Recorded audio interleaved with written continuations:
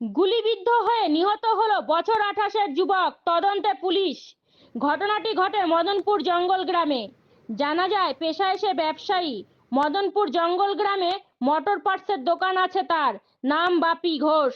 নিজের কাছে থাকা ওয়ান শটারের ট্রিগার টিপে আত্মহত্যা করে বলে জানা যায়। গুলির শব্দ শুনে ছুটে আসে স্থানীয়রা। দোকানের সামনে রক্তাক্ত অবস্থায় পড়ে আছে যুবক।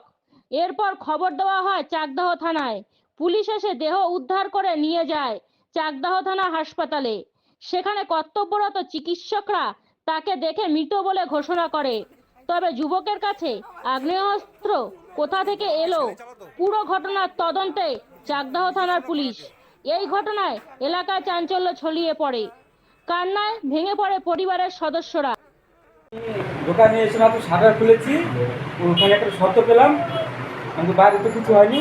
ধরতে ঘরে গেছি, ঘরে গিয়ে দিকে পড়ে রয়েছে এই দিকে।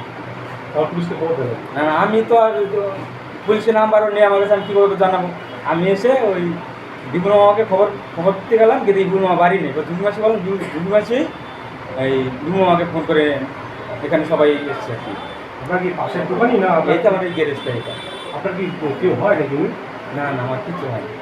এমনি কেমন ছিলেন তার সাথে গন্ডগোল বা কিছু জানতেন? না না, এমন আমার জানা ছিল না। কোনো শত্রুতা ছিল জানেন? না না, তা আমি জানি। কি নাম আপনার? আমার নাম সুদল সরকার। যে মারা তার নাম কি? তার নাম বাপি।